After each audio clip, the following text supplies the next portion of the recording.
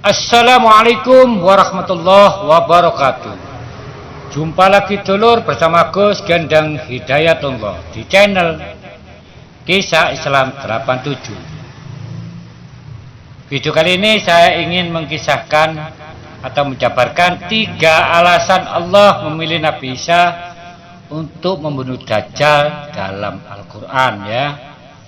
Semoga bermanfaat dan kita semua senantiasa mendapatkan hidayah, rahmat dari Allah Subhanahu wa taala dan mendapatkan syafaat dari Rasulullah sallallahu alaihi wasallam.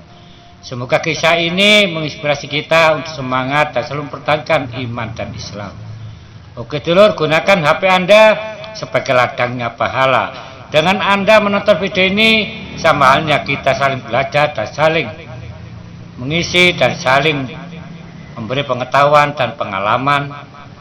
Dan kalau Anda ingin share video ini, sama halnya Anda berbagi pada sesama, tentu Anda akan mendapatkan berkah-berkahnya.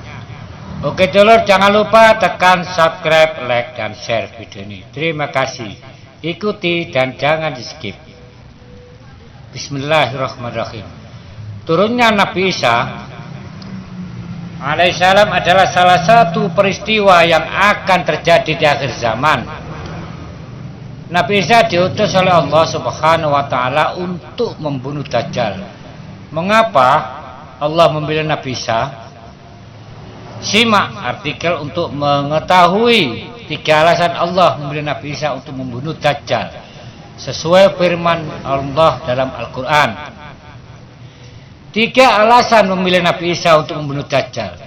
Sejatinya hanya Allah Subhanahu wa taala yang tahu alasan mengapa mengutus Nabi Isa untuk membunuh Dajjal. Namun, bila mengacu pada beberapa ayat Al-Qur'an, maka dapat diperkirakan beberapa alasan yang mendasarinya. Dalam buku At-Tazkirah jilid 2, Bekal Menghadapi Kehidupan Abadi 2013 karya Imam Syamsuddin Al-Qurtubi, ada 3 alasan yang dijelaskan dalam Al-Quran mengapa yang diutus adalah Nabi Isa, bukan yang lain. 1. Membuktikan Nabi Isa masih hidup. Alasan pertama yaitu membuktikan bahwa Nabi Isa masih hidup. Ini sesuai dengan Al-Quran surat An-Nisa ayat 159.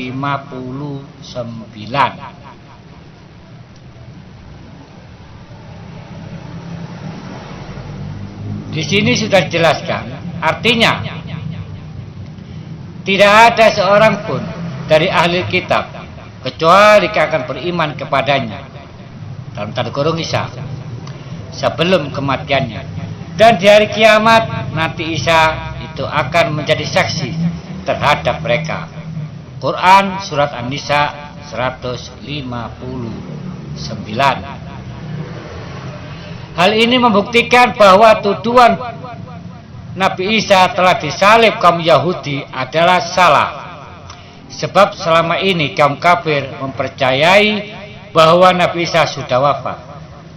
Sementara Allah menegaskan dalam firman-Nya bahwa Nabi Isa telah diangkat ke langit sebelum kaum Yahudi membunuhnya. Di hari akhir, Dajjal muncul dengan segala tipu dayanya. Kemudian dibaiatlah dia oleh kaum Yahudi. Kaum Yahudi juga bersedia menjadi bala tentaranya dengan keinginan membalas dendam terhadap kaum muslim. Kemudian Allah menurunkan Nabi Isa yang menurut mereka sudah mereka bunuh di masa lalu. Allah menolong Nabi Isa berhasil membunuh Dajjal dan mengalahkan bala tentaranya. Di masa itu mereka sama sekali tidak bisa lolos. Bahkan jika ada orang Yahudi yang bersembunyi di balik pohon, batu atau dinding, maka benda-benda itu akan berseru, "Ya Ruh Allah, di sini ada orang Yahudi." Nabi Isa kemudian menangkapnya. Selanjutnya orang itu menyerah atau dibunuh. Alasan kedua, mengembalikan Nabi Isa ke tanah. Alasan kedua, barangkali Allah mengembalikan Nabi Isa ke bumi karena manusia berasal dari tanah, maka akan kembali ke tanah. Ini sesuai dengan surat At-Taha ayat 55 yang artinya, dari bumi ke tanah kami menciptakan kamu, dan kepadanya kami akan mengembalikan kamu, dan daripadanya pula kami akan mengeluarkan kamu pada kali yang lain. Surat At-Taha ayat 55. Kemungkinan Nabi Isa akan diturunkan ke bumi karena ajalnya sudah dekat.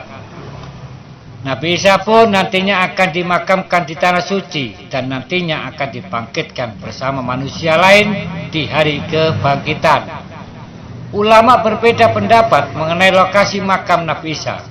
Ada yang mengatakan di Baitul Maqdis dan ada yang mengatakan dimakamkan bersama Nabi Muhammad SAW.